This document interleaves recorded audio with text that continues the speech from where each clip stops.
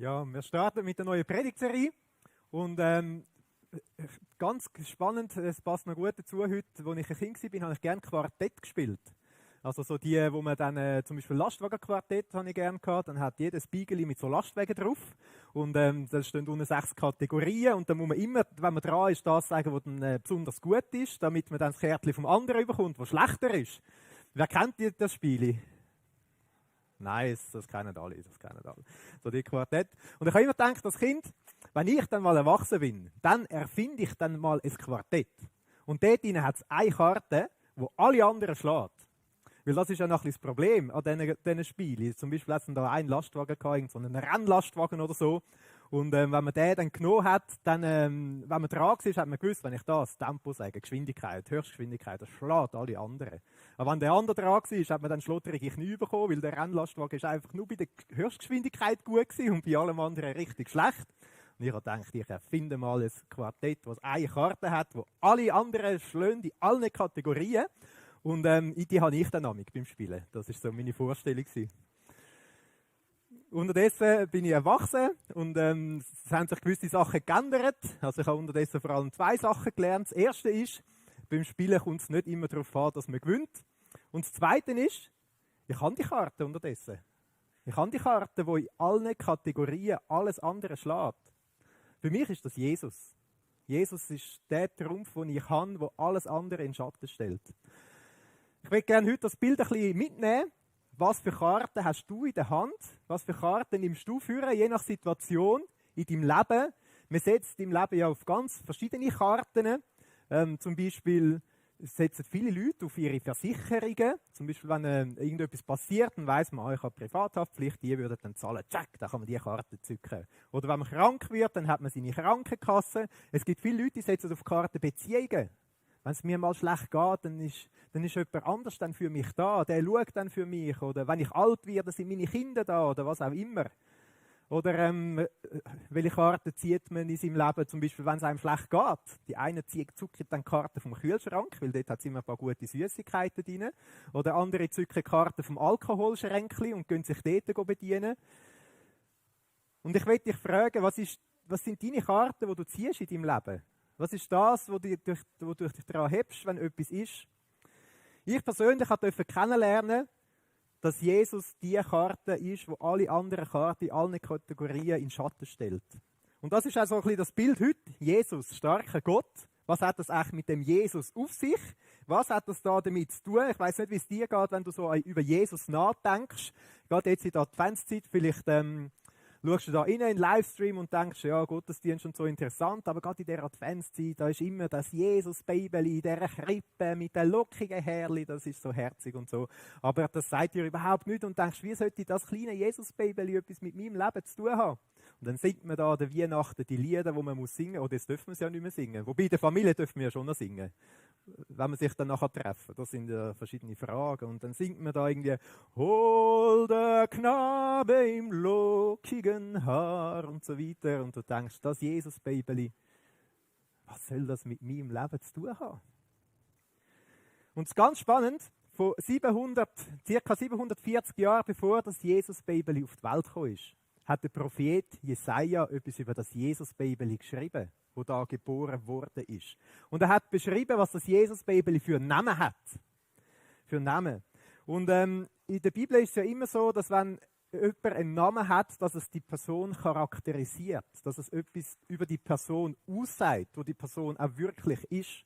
Das können wir uns ja fragen, ja gut, was heisst es denn da jetzt? Da schreibt der Prophet, das ist ein Babyli auf die Welt gekommen und dem sein Name ist irgendwie Schnuggeli oder Kruselherrli.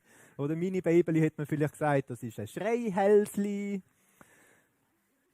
Und es lohnt sich da mal anzuschauen, was steht da für ein Name? Und wir werden das miteinander lesen, im Jesaja 9, Vers 5.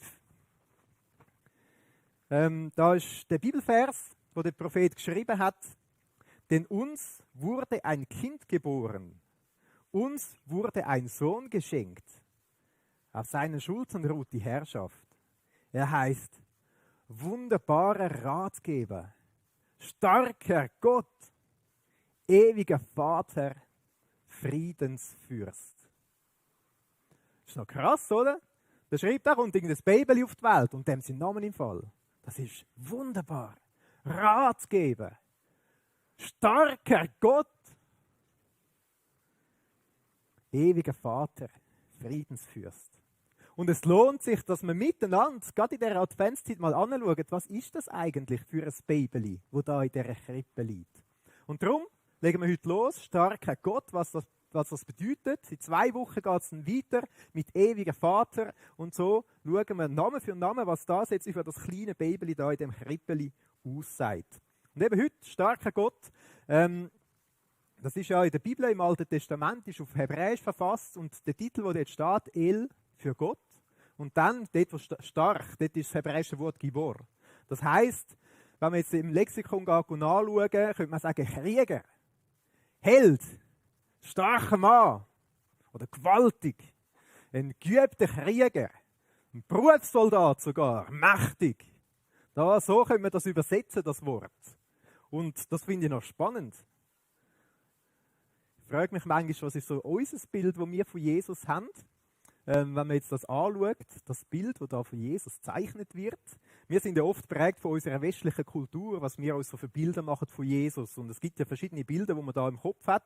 Zum Beispiel gerade jetzt in dieser Adventszeit. Vielleicht sieht man wirklich einfach das kleine, herzige Baby irgendwie, wo es die Leute ganz unterschiedlich darstellen. Ja, das ist so der Jesus. Oder ein anderes Bild von Jesus, so ein bisschen der hübsche Junge von nebenan, wo manchmal ein bisschen aussieht wie eine Frau mit einem Bärtli oder so. Oder ich weiß nicht, was, vielleicht irgendwie ein Joint viel geraucht oder keine Ahnung. Was hast du für ein Bild von Jesus? Das Bild, das die Bibel uns zeigt von Jesus, das ist starker Gott. Und das ist etwas, das beschäftigt uns ja. Wer ist eigentlich der Jesus? Was hat es mit dem auf sich? Ist der irgendwie ein Mensch, aber auch ein starker Gott? Jesus ist ja dann erwachsen worden, ist dann mit seinen Jüngern unterwegs gewesen und ich glaube, seine Jünger haben genau diese Frage auch bewegt. Was ist das für ein Mensch? Oder ist das echt wirklich noch mehr als ein Mensch? Was hat das mit dem auf sich? Ist irgendwie ganz als Mensch auf die Welt gekommen und ich glaube, im ersten Moment ist das wirklich gut, ist er ganz als Mensch auf die Welt gekommen, dass wir ihn kennenlernen können, wie auf Augenhöhe, dass wir ihm begegnen können. Ich glaube, wenn er einfach da auftauchen als starker Gott, dann würde man zuerst mal wahrscheinlich richtig verschrecken. Und Jesus ist aber gekommen als Mensch auf die Welt. Ich stelle mir die Szene noch interessant vor. Da ist so Maria und der Josef in Bethlehem unterwegs. Kurz vor der Geburt, irgendwie Gott kommt auf die Welt, aber niemand hat Platz. Niemand hat Zeit. Wir müssen noch den Christbaum kaufen oder weiss auch nicht was, Weihnachtsgeschenke anschaffen oder so. Und Gott kommt auf die Welt in Jesus und niemand merkt es. Niemand merkt, dass da Gott in die Welt hineinkommt. Die Menschen haben quasi Gott direkt vor der Nase, aber es fällt ihnen gar nicht auf. Und vielleicht geht es uns ja manchmal gleich in dieser Weihnachtszeit. Wir haben da das Jesus-Baby in der Krippe vor der Nase und alles, was läuft und der ganze Kitsch und die Geschenke und dann noch die Weihnachtsliedli und Glöckli und der Tannenbaum und so. Und wir haben eigentlich den Gott vor der Nase, der zu uns wegkommt. Und wir erkennen ihn gar nicht. Wir merken gar nicht, wer er ist, der zu uns will kommen. Und es ist ja auf der einen Seite beunruhigend, dass wir sagen, hey, da wird irgendwo Gott zu uns kommen. Aber es ist auch beruhigend, weil im Vers hat es ja geheißen, ein Kind ist uns geboren. Und mit uns meint der Schreiber wirklich, der Jesaja, nicht irgendwie nur die besonders frommen oder die besonders christlichen oder religiösen, sondern alle Menschen. Er sagt, das Kind, das ist allen Menschen geboren. Also wenn du jetzt da sitzt, egal ob du besonders fromm bist oder besonders religiös oder ob du vielleicht sagst, nein, ich glaube gar nicht an den Jesus, ich habe gar nicht mit dem zu tun, ich bin vielleicht sogar ein Agnostiker oder ein Atheist oder was auch immer. Der Jesus, der ist für uns geboren. Und wenn wir jetzt ein bisschen früher denken, Jesus, der mit seinen Jüngern unterwegs ist als erwachsener Mann, dann hat es da so verschiedene Erlebnisse, wo die Jünger plötzlich dem Jesus begegnet als ein starker Gott. Und es ist interessant, was da passiert. Ich möchte da 2 Beispiele miteinander eintauchen. Das erste ist, wo Jesus mit seinen Jüngern unterwegs ist. Wahrscheinlich haben sie so gedacht, wer ist das echt? Der hat noch einen Tiefgang, wenn er redet. Er hat interessante Gedanken.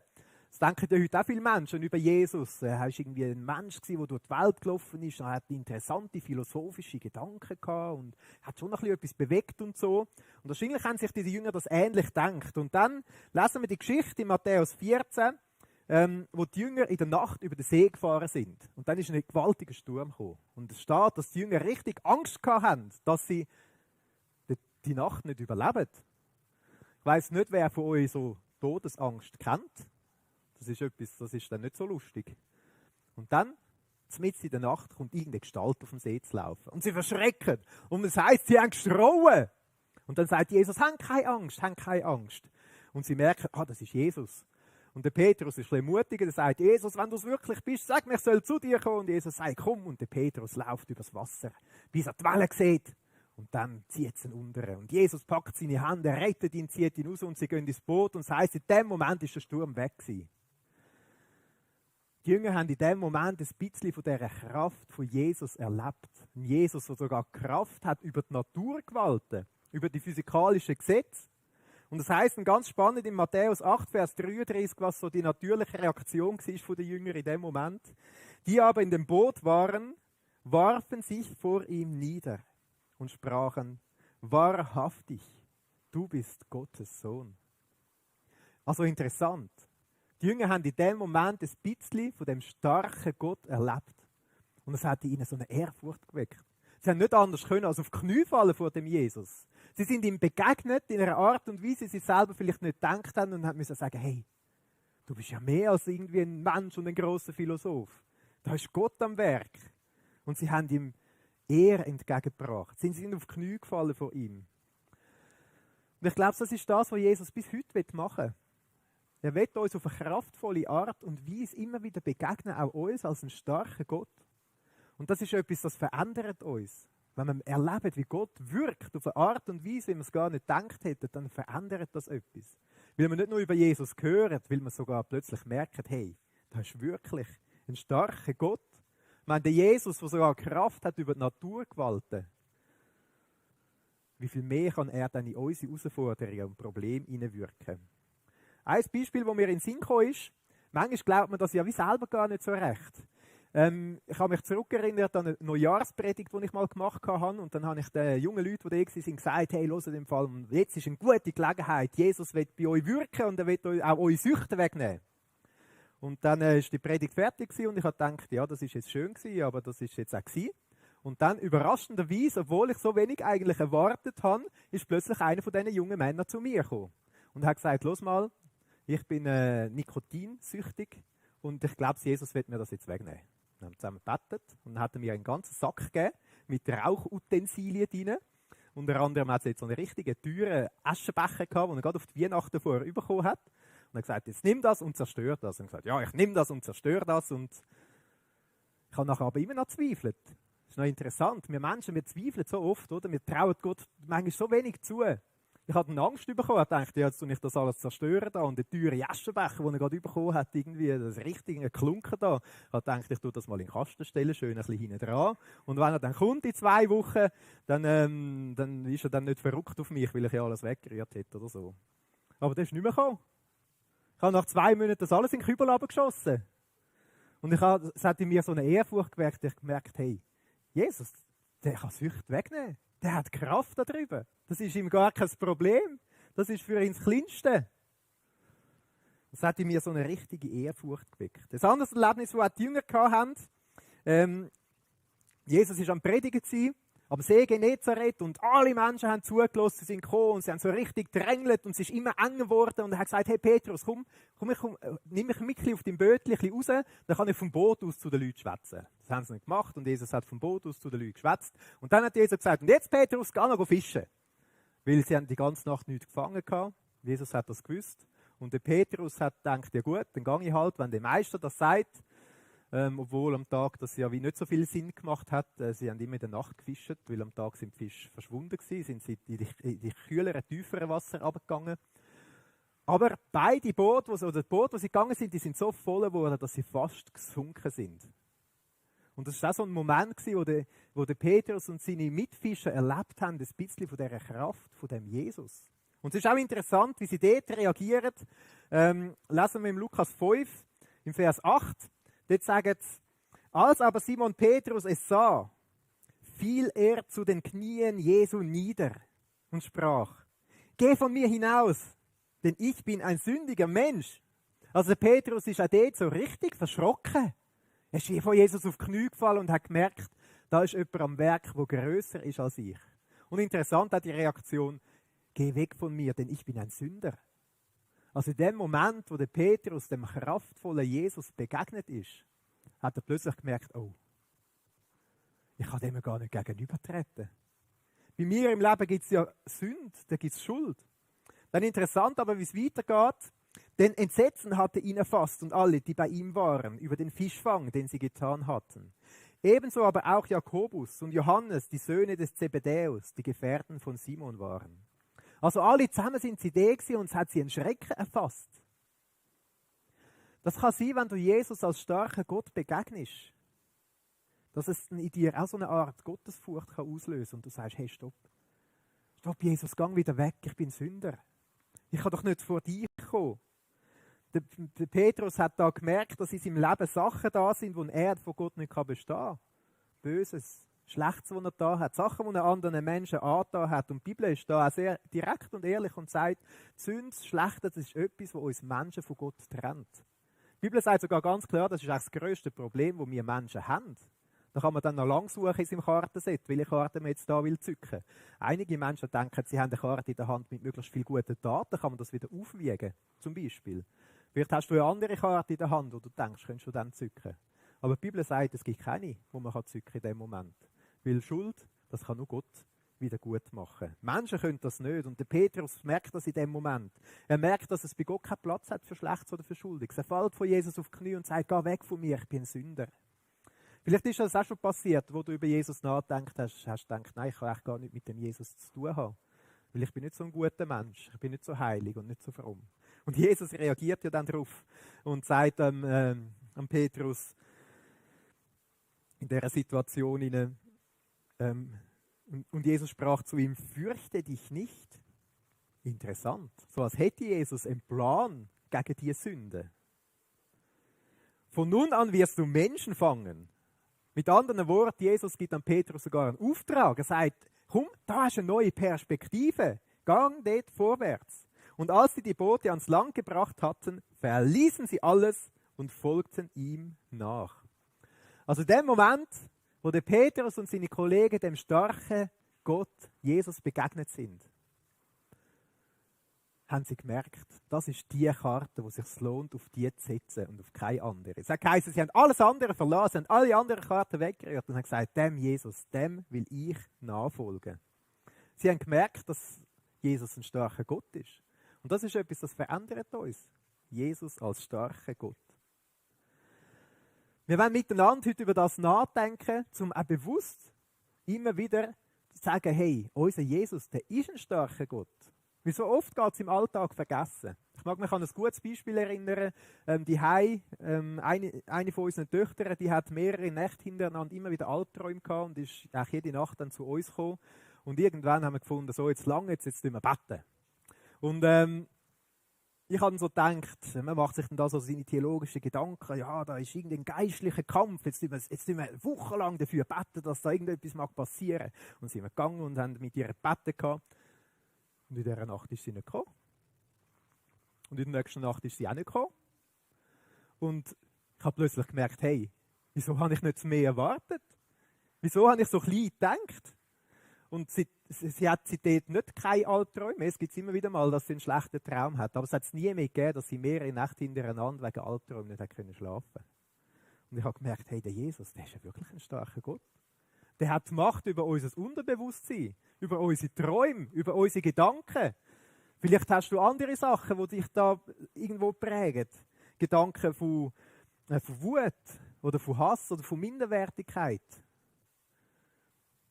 Aber Gott, Jesus, als starker Gott, er ist stärker als das alles. Vielleicht denkst du jetzt, ja, das klingt gut. Die Jünger haben das erlebt. Wir haben vorher ein paar Beispiele gehört. Ich habe jetzt 2 Beispiele erzählt. Aber bei mir funktioniert das nicht. Ich habe auch schon für Sachen gebetet, aber ich bin enttäuscht worden. Und Jesus hat nicht eingegriffen. Vielleicht hast du Schicksalsschläge erlebt, sogar schlimme Schicksalsschläge. Und du fragst dich bis jetzt, wieso hat Jesus das zugelassen? Und auch da lohnt sich der Blick auf Jesus selber. Jesus selber hat auch Schicksalsschläge erlebt. Ich glaube, einer der schlimmsten Schicksalsschläge, die Jesus auf seinem irdischen Leben erlebt hat, das war, wo sein Cousin gestorben ist, oder besser gesagt hingerichtet worden ist. Johannes der Täufer, der ist hingerichtet worden. Wahrscheinlich haben sie als Kind miteinander gespielt. Wir lesen, dass der Johannes der Täufer ein wichtiger Teil war am Anfang vom Dienst von Jesus. Und der Johannes der Täufer, der hat wirklich für Gott gelebt. Und wegen dem ist er hingerichtet worden. Und es ist noch spannend, was wir lesen, was in dem Moment Jesus gemacht hat. Sie sind dann gekommen zu Jesus und haben ihm das erzählt. Hey Jesus, der Johannes der Täufer ist hingerichtet worden. So ein richtiger Schicksalsschlag. Und Jesus, im nächsten Vers heißt es dann in Matthäus 14, und als Jesus es hörte, zog er sich von dort in einem Boot abseits an einen öden Ort zurück. Also mit anderen Worten, Jesus hat alleine sein. Und zwar nicht einfach ganz alleine, sondern alleine mit seinem Vater. Es ist dann dort, wenn man das liest, ist noch spannend, es ist dann etwas dazwischen gekommen. Die Menschen haben gemerkt, oh, Jesus geht dort hin. Sind alle hinterher gegangen und Jesus hat sich Zeit genommen für die Menschen. Und dann irgendwann ist Abend geworden und die Menschen sind wieder gegangen, er hat sich wieder heimschicken und dann ist Jesus aber dran geblieben, er hat gewusst, ich muss Zeit haben mit meinem Vater. Und das heißt dann 10 Verse später, und als er die Volksmenge entlassen hatte, stieg er für sich allein auf den Berg, um zu beten.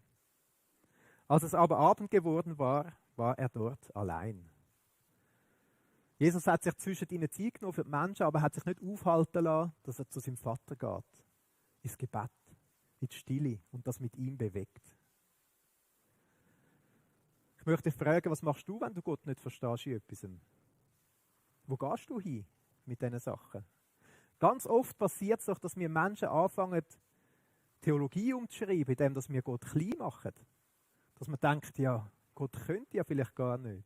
Vielleicht ist ja Jesus gar nicht so mächtig, wie da immer beschrieben steht.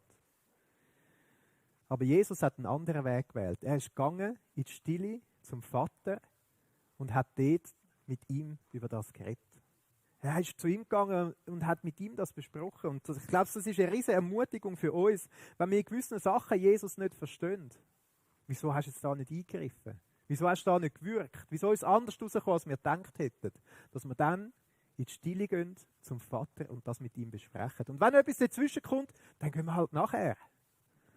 Und bleiben dort auf dem Berg. Für mich persönlich, ich mache das immer so, ich nehme meine Bibel, ich gehe an einen ruhigen Ort und ich gehe lesen, was steht da über den Gott. Ich will nicht, dass mein Bild von Gott, dass ich das von den Umständen bestimmen lasse, sondern ich will es von Gott selber bestimmen lassen. Ich frage Gott, was meinst du mit dem? Was willst du mit dem? Und ich bin still und höre, was Gott sagt. Und ich bleibe an mich dort, bis dass ich weiss, jetzt kann ich wieder zurückgehen. Bis Gott mir begegnet ist und mir eine Perspektive aufgezeigt hat. Oft ist es so, dass Gott nicht das Warum beantwortet. Das ist eine Frage, die oft unbeantwortet bleibt. Vielleicht, weil wir Menschen so vieles gar nicht verstehen können auf dieser Welt. Aber es ist genau ein Moment, wo Jesus als starker Gott, starker Krieger in unseren Kampf hineinkommen will, wo wir manchmal in unserem Herzen haben. In den Kampf zwischen, will ich weiterhin vertrauen, dass Gott alles möglich ist? Oder will ich nicht mehr vertrauen?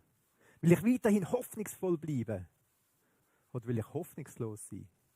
Will ich weiterhin den starken Jesus suchen gehen und ihm bitten, dass er wirkt? Oder verlasse ich mich nicht mehr auf Gott, setze ich auf andere Karten?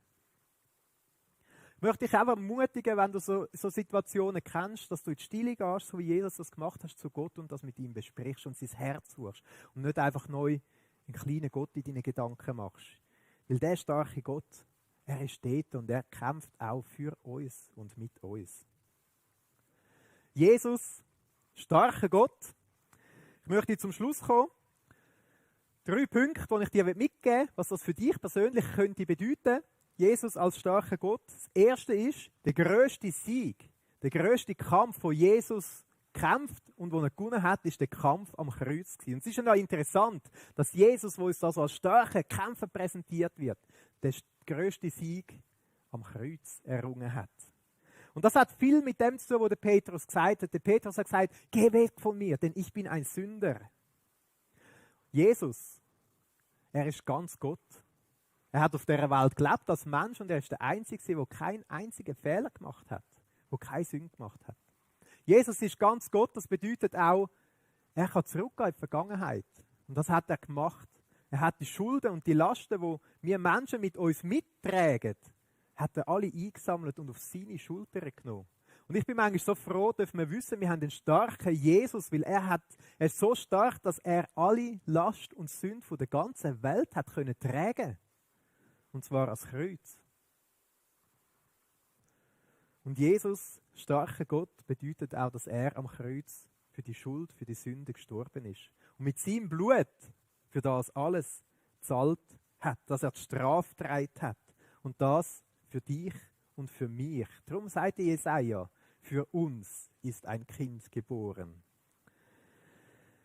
Ich möchte fragen, auf welche Karte setzt du in deinem Leben? Was sind so deine Karten, die du gerne ziehst? Es passiert ganz schnell, dass wir irgendwelche Karten in unser Kartenset reinstecken. Vielleicht ist Jesus einfach eine von diesen Karten. Aber Jesus lädt uns ein, dass wir sagen, Jesus, nur du sollst meine Karte sein, meine einzige.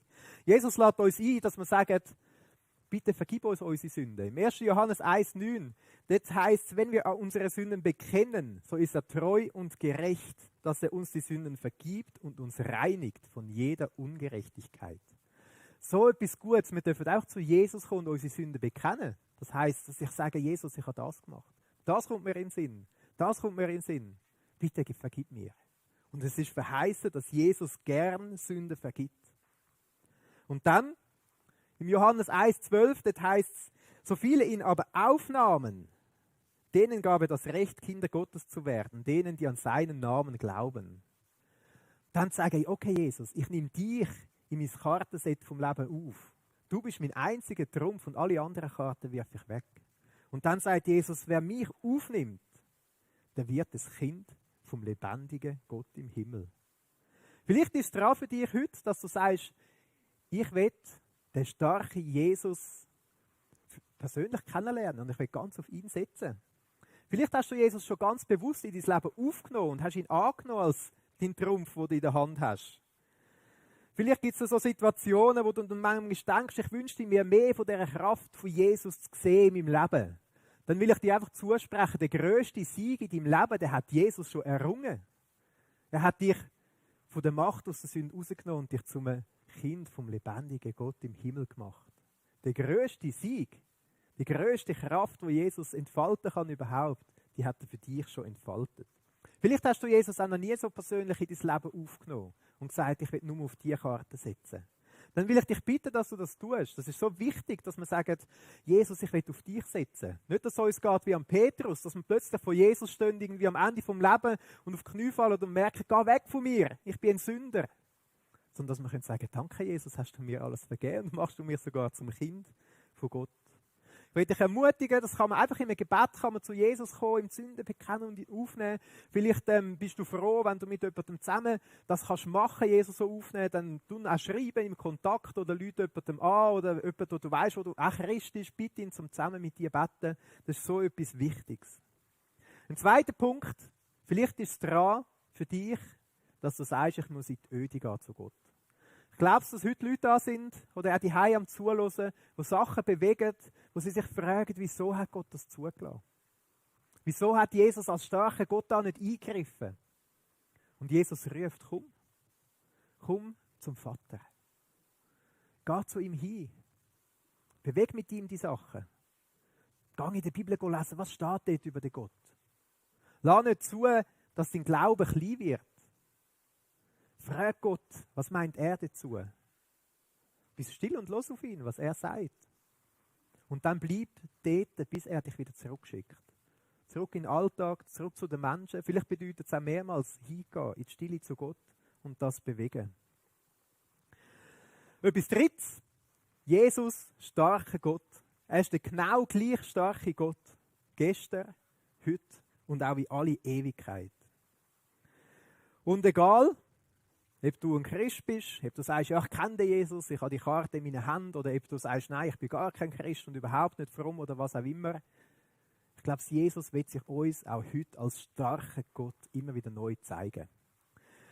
Und ich möchte dich heute einladen, dass wir miteinander für Sachen beten, die uns auf dem Herzen liegen, wo wir wollen, dass Gott als starker Gott eingreifen und wirken. Weil auch heute will er sich als starker Gott zeigen. Ich habe so einen kleinen Slide vorbereitet. Den seht ihr jetzt schon da hinten eingeblendet. Da hat es schon einen Begriff drin. Ich möchte dich einladen, dass du dein Handy nimmst und während dem nächsten Lied eins oder zwei Gebetsanliegen dort reinschreibst, wo du den starken Jesus bewusst erleben willst. Egal, ob du da bist im Saal, du kannst das auch daheim machen und im YouTube ist sogar gerade der direkte Link, wo man draufklicken kann und dort etwas reinschreiben kann. Vielleicht hast du auch Albträume. Und du willst, dass Jesus stark wirkt. Dass er dir die Albträume wegnimmt. Dann kannst du schreiben, Albträume. Oder vielleicht Familie.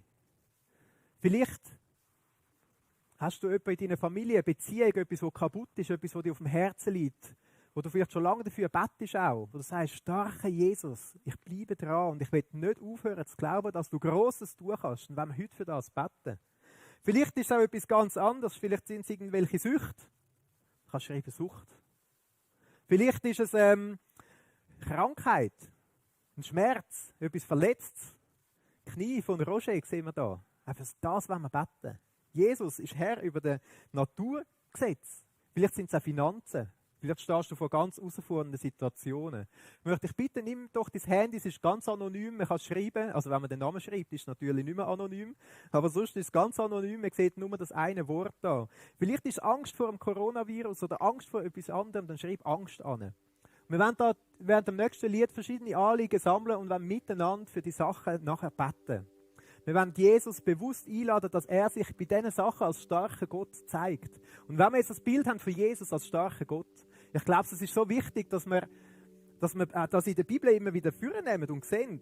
Jesus als starker Kämpfer, ist ja interessant. In 2. Thessaloniker 2, Vers 8, dort heisst es, wie Jesus einmal der grösste Find auf dieser Welt wird besiegen. Und zwar heisst es mit dem Hauch von seinem Maul. Wenn Jesus der grösste Find von dieser Welt, der Antichrist, mit dem Hauch von seinem Maul wird besiegen, wie viel mehr kann er wirken in unsere Probleme vom Alltag hinein? Wenn wir weiterlesen, Jesus als starker Gott, als starker Kämpfer in der Offenbarung wird geschrieben, wie Jesus mal wird kommen auf die Welt und das ganze Heer wird anführen. Auf einem weißen Pferd wird er anreiten. Es steht dort, dass sein Name ist König über alle Könige. Er hat alle Königskronen an. Aus so seine Augen kommen Feuerflammen raus. Er hat ein zweischneidiges Schwert und die ganze himmlische Truppe folgt ihm auf weißen Pferd. So das Bild, das uns von Jesus gezeigt wird. Jesus, er ist der starke Gott, der starke Kämpfer. Er hat alles in seiner Hand. Und ganz interessant, das heisst dort, dass Jesus selber bekleidet wird sein mit einem in Blut getunkten Kleid. Gewand. Der grösste Sieg, wo Jesus auch in dem Moment zeigt, ist der Sieg, den er am Kreuz errungen hat. Wie soll dem Jesus, dem starken Gott, irgendetwas unmöglich sein? Bitte schreibt eure Anliegen da hin und wir wollen dem Jesus bewusst alles zutrauen. Wir haben den mächtigsten Jesus. Er ist der starke Gott und er ist für uns gekommen. Lass uns singen. Wir trauen ihm alles zu und nachher wollen wir für die Sachen beten. Wir sehen hier verschiedene Anliegen. Vielleicht schaust du auch später in den Livestream rein und hast auch deine Punkte, wo du Jesus bringen willst. Ich will dich ermutigen, du trotzdem für die beten, wenn sie jetzt nicht da stehen. Vielleicht sind auch noch andere Sachen herum. Wir dürfen Jesus wirklich alles bringen, weil Jesus, er hat alles in seiner Hand. Er ist starker Gott. Und Jesus tut Wunder. Jesus wirkt sofort. Manchmal ist es auch ein Prozess, wo es losgeht.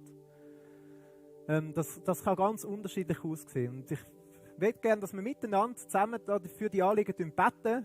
Gottesdienst, das bedeutet auch, wir tun Gott dienen, wir tun einander dienen. Wir wollen 1 Minute, wo jeder an seinem Platz kann, für dieses Anliegen beten, schauen, führen, nehmen 1, 2, 3 von diesen Begriffen raus, auch wir die Heime, bringen das im Gebet von Jesus und wir bitten ihn um sein Wirken, um sein Eingreifen, weil er ist der starke Gott. Und nach dieser Minute werden wir auch noch miteinander beten. Also ich lade euch ein, wenn ihr das möchtet, dass jeder für sich bei seinem Platz verschiedene von diesen Sachen in sein Gebet hineinnimmt und dass wir so als ganze Gemeinde, als Christen miteinander vor den Thron von Gott bringen können und beten dann miteinander.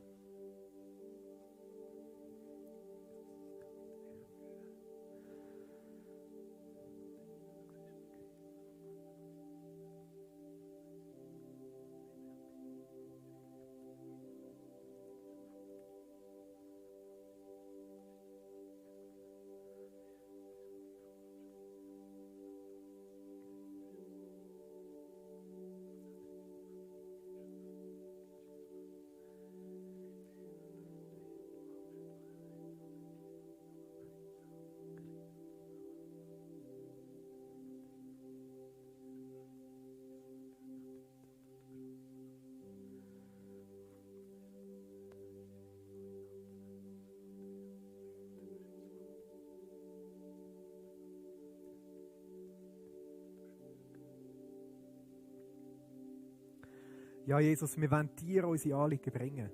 Das, was uns auf dem Herzen liegt, das wollen wir von dir bringen, Jesus. Und wir bringen es von dir nicht als Knäblein mit lockigen Haaren, sondern als starken Gott, der wirkt, der der gleich ist gestern, heute und in alle Ewigkeit, der den grössten Sieg schon errungen hat am Kreuz. Und für dich, Jesus, ist alles möglich. Du bist Herr über diese ganze Welt. Du bist Herr über unserem Leben. Und wir legen dir die Sachen an in deine Hände. Wir wollen dich bitten für die verschiedenen Formen von Beziehungen, die da draufstehen, dass du kommst, dass du wirkst und dass du das möglich machst, was wir selber gar nicht für möglich halten. Wir möchten dich bitten, Vater im Himmel, dort, wo jetzt steht, Sucht. Jesus, greif ein und wirk und schenk Befreiung, weil du sagst, du bist gekommen, zum Ketten sprengen.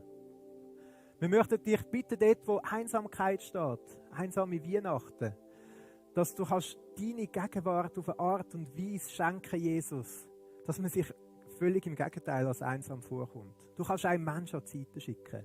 Jesus, wir wollen dich bitten, dort, wo verschiedene Sachen von Formen von Schmerz, vom Knie, von Gesundheit stehen. Jesus, du kannst wirken.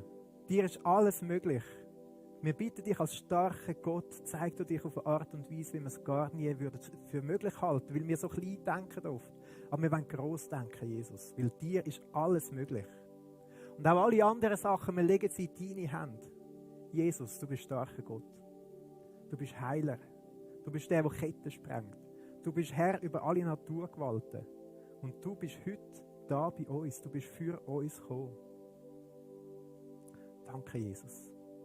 Danke, Jesus. Ich möchte euch einladen, auch wenn ihr gerade heute in der nächsten Woche etwas erlebt, wo Jesus wirkt, schreibt doch oder erzählt es zu einem anderen Zeitpunkt in eurer Kleingruppe, in der Gemeinde, bei einer nächsten Zeugnismöglichkeit am 4. oder 3. Januar, Anfangsjahr. Ich möchte euch einladen, dass ihr das teilt und wir wollen miteinander einfach auch den Jesus loben. Den Jesus, der über allem steht. Den Jesus, der ein starker Gott ist. Wir wollen ihn anbeten.